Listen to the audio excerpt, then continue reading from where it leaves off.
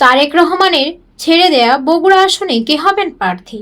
বগুড়া ৬ সদর আসনটি ছেড়ে দিয়েছেন বিএনপির চেয়ারম্যান ও প্রধানমন্ত্রী তারেক রহমান।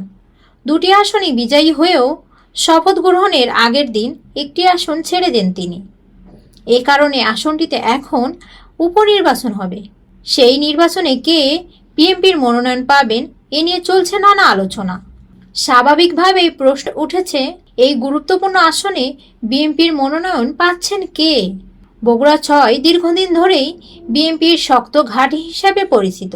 ১৯৯১ সাল থেকে ২০০৮ সাল পর্যন্ত অনুষ্ঠিত প্রতিটি জাতীয় নির্বাচনে এই আসনে বিএনপির প্রার্থী বিপুল ভোটে বিজয়ী হয়েছেন। বিশেষ করে ১৯৯৬, ২০০১ এবং ২০০০ সালের নির্বাচনে ধানের শীষের প্রতীকে এখান থেকে নির্বাচিত হন বিএনপির প্রয়াত চেয়ারপারসন খালেদা জিয়া। সর্বশেষ ১২ ফেব্রুয়ারি অনুষ্ঠিত ত্রয়োদশ জাতীয় সংসদ নির্বাচনে একই আসনে বিপুল ভোটে জয়লাভ করেন দলের চেয়ারম্যান তারেক রহমান। যদিও এখনও নির্বাচন কমিশন উপনির্বাচনের তফসিল ঘোষণা করেননি, সম্ভাব্য প্রার্থী নিয়ে আলোচনা থেমে নেই। দলীয় ও স্থানীয় পর্যায়ে বিভিন্ন নাম নিয়ে চলছে জল্পনা কল্পনা।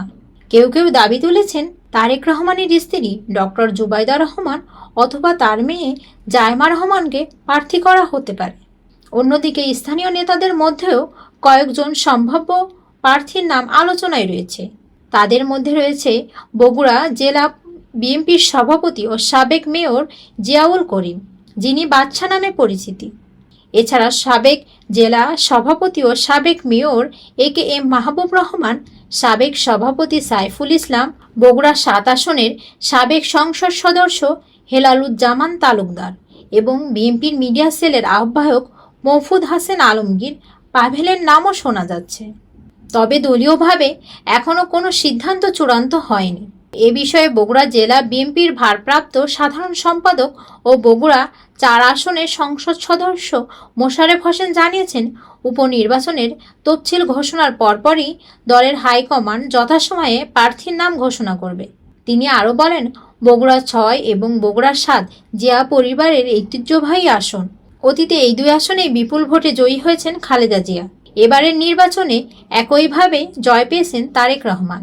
উপনির্বাচনে জিয়া পরিবারের কেউ প্রার্থী হবেন নাকি স্থানীয় কোনো নেতা, সেই চূড়ান্ত সিদ্ধান্ত নেবেন দলের চেয়ারম্যান। এখন পুরো জেলার নজর নির্বাচন কমিশনের ঘোষণার দিকে, কারণ বগুড়া ৬ উপনির্বাচন শুধু একটি আসনের নির্বাচন নয়, এটি রাজনৈতিকভাবে তাৎপর্যপূর্ণ একটি লড়াই হতে যাচ্ছে।